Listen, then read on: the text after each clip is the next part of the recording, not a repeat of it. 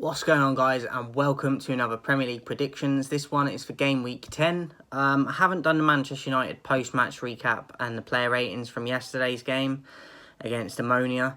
We won 3-2. I might do a video on it, but I'm feeling rough as hell at the moment. Since yesterday, I got some sort of, I feel like I've been hit by a truck. So I don't know if I'm going to be doing that video, but I'll try and do it at some point, but at the moment, I'm having to force myself to do this Premier League predictions one because I feel terrible. So, just to let you know, tomorrow there's a bunch of games, 3 o'clock kickoffs. First up is Bournemouth versus Leicester. I've gone with a 3-0 home win to Bournemouth. Leicester's struggling a lot at the moment. I feel like Maddison deserves to be in a better team, and maybe Barnes. I feel like Bournemouth have got a bit of momentum. They've got a few results already this season so far.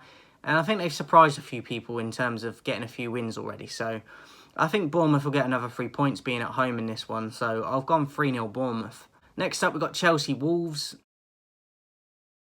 Obviously, Chelsea just coming off the back of a win in the Champions League in midweek.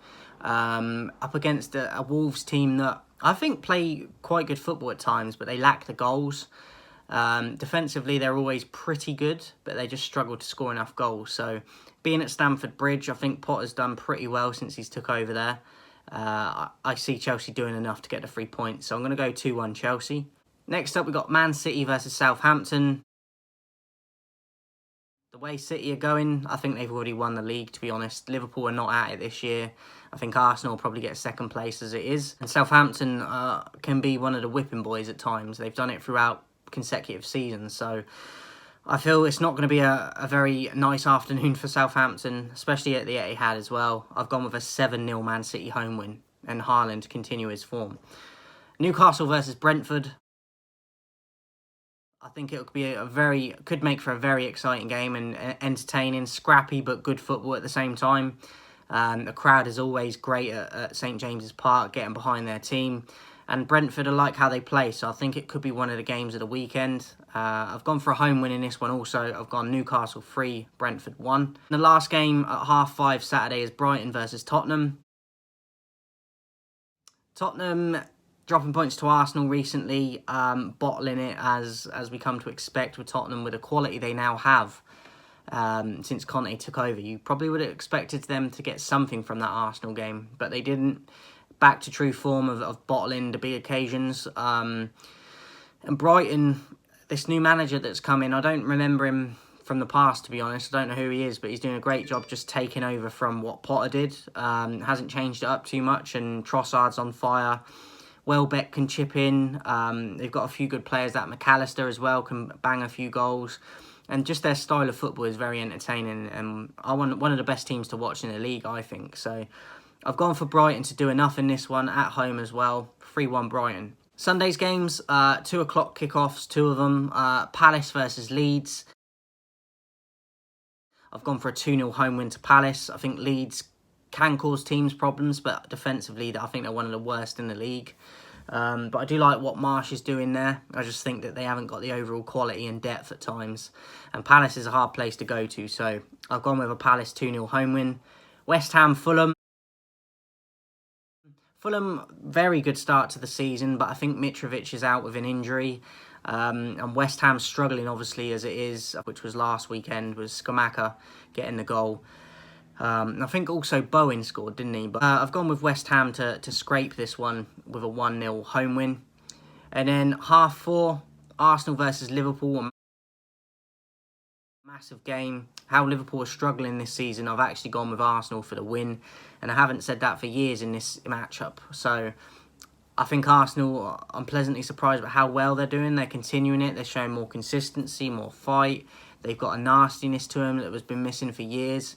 And I think they'll do enough in this one. So I've gone 3-1 Arsenal.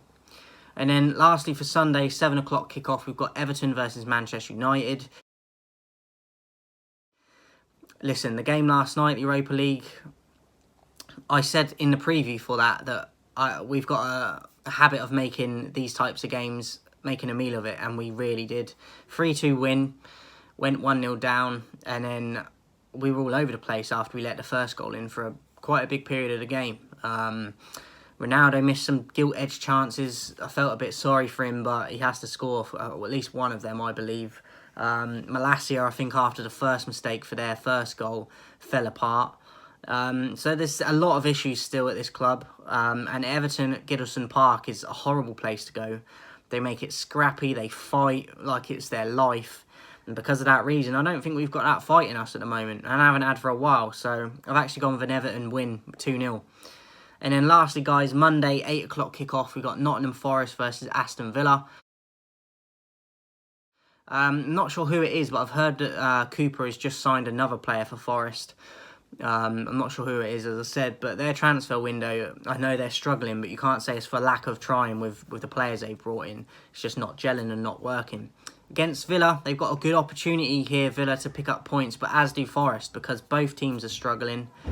Both struggle to score goals, and defensively, both pretty poor. So, could be a lot of goals in this one, but I've actually gone for a level peg here, and I've gone with a 0-0 draw.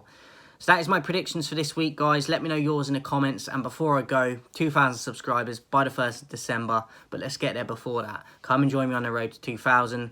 Appreciate everyone's support. And hopefully next week I'll be bringing a next top 10. As you can see in the poll for last week, Everton won it by a clear distance. So it will be an Everton top 10 of mine. But before that, I will be dropping an NBA top 10 as well shortly when I feel better. So that'll be coming first, then the Everton one. So look out for that, guys. And the top 10s are nearly already done. Out of the ones I had on my original list, there's only going to be 2 teams left in it. So going to have to come up with some new top 10s if you want that to continue. But let me know your thoughts in the comments, as I said, guys, who your team have got and your chances. But before I go, what are you waiting for? What are you waiting for? What are you waiting for?